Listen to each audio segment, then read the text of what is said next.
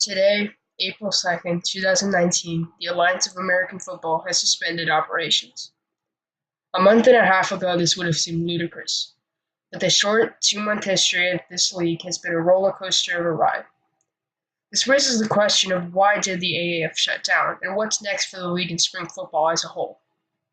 So far, we've only received one statement from the league, and it's from Bill Polian, essentially throwing majority owner Tom Dundon under the bus. If you don't remember, Dundon invested $250 million into the AAF just a few weeks ago. However, there are reports that Dundon's true goal was only to obtain gambling assets the league had with MGM. Whether or not this is true, I have a different theory as to why the AAF fell apart so quickly. When the AAF quickly blew up in February during its first game, it was mainly thanks to the exposure the hit on Mike Bercovici during the Commanders' Fleet game got. That hit gave fans hope that maybe the AAF could be a fun spring alternative to the distant NFL. Unfortunately, interest in the league waned, and I see this as a result of ownership having goals different from what the fans truly wanted.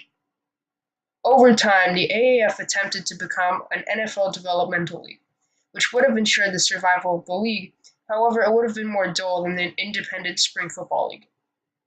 The problem with this was that the AAF would be a spring league, and so some players would be forced to play year-round football if they had two-way contracts in both the NFL and AAF. The NFL Players Association did not want this because it would harm the interests of the NFL players because playing year-round football is much more risky.